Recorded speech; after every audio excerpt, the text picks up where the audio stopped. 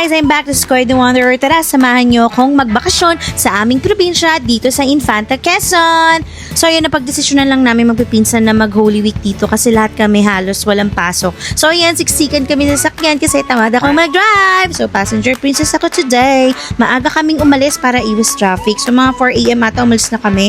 Mga 3 hours yung drive papunta doon. So ang saya pala maging passenger princess, no? So mga bandang 8 a.m. nandun na rin kami. Dumating na kami sa aming probinsya at syempre gutom na kami. So sumakay muna kami ng tricycle. So nag-enjoy ako dyan kasi bihira na ako sumakay ng tricycle dito sa Metro Manila. And tignan mo, siksikan kami, 4 kami dyan sa loob. Diba usually ganun naman talaga sa mga probinsya. So siksikan, kaya pa nga 2 dyan sa labas. So 6, actually 6 kami pala dyan. So ayan, kumain lang naman kami sa Jollibee. So parang feeling ko first time ko dito sa Jollibee dito kasi dati nung bata kami wala pang Jollibee. So parang tabi-tabi lang kami kumakain. So, syempre, after namin kumain, tricycle ulit. Ayan na nga, diba? Super enjoy. So, yes. Ngayon lang ako magsasalita. Nakaregain na ng conscious. Strolling around the place.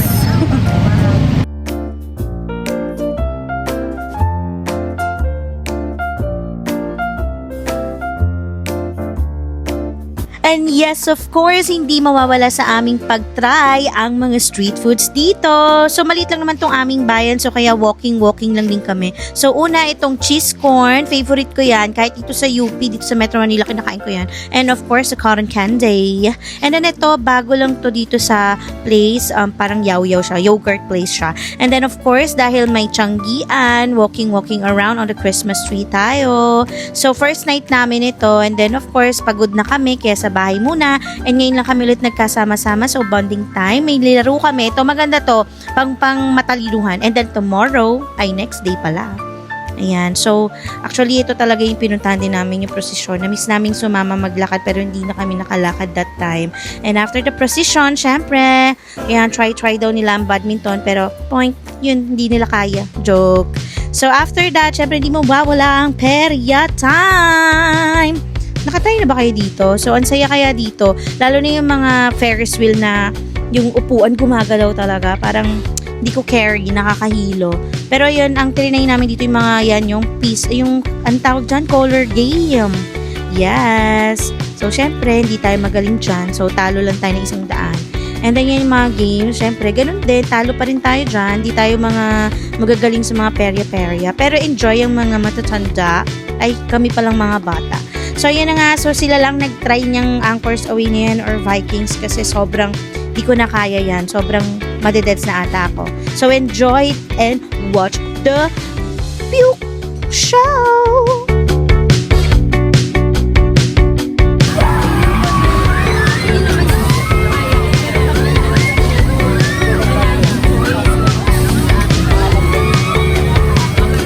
Yes, of course, after nilang mag-rides, kami ay nagkampihan kasi kailangan namin malaman kung sino magkakasama sa Ferris wheel. So, ito na yung sinasabi ko sa inyo, yung parang final destination of feeling. Yan talaga yung nafe-feel ko pag sumasakay ako dyan. Takot na ako pero trinay ko lang. So, ito pang kasama ko, napakagaling talaga. Sarap kurutin sa singit. Ginagalaw-galaw niya pa talaga yung upuan namin. And then, after nyan, so nanalo kami sa perya. And the rest of this video na makikita nyo ay puro perya. So, enjoy watching!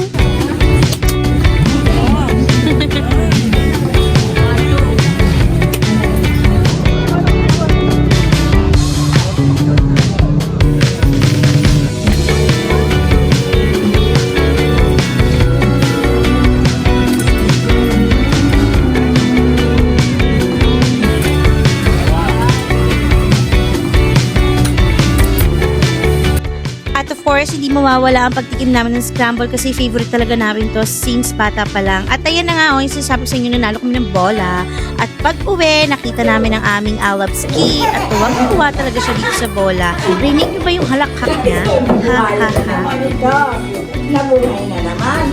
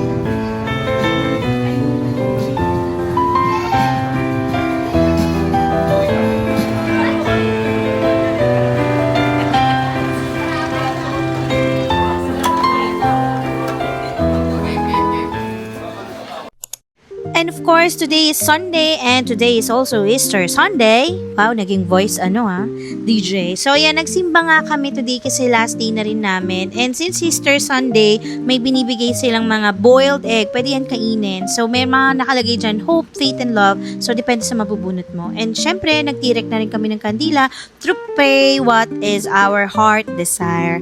And after we pray, nalaman namin na merong chess tournament sa plaza. At nalaman namin na nandun ang aming iisang pinsan na si Tep Tep. Kasali siya sa varsity ng isang university dito sa Metro Manila. Yung kasali siya sa NCAA. So, ayan na nga si Tep. So, silver medalist siya, you know. And then, after that, syempre, namasyal na rin kami at pinasyalan namin ang aming mga kamag-anak na nahihimlay na dito sa sementeryo. So, hi to my lolo't lola and Tio Cesar. So, and Tia also. So, matagal na kasi kaming makakabalik. So, kaya talaga dinalo na namin. And that's it. It's a wrap of our vacation. See you on my next trip. Bye-bye!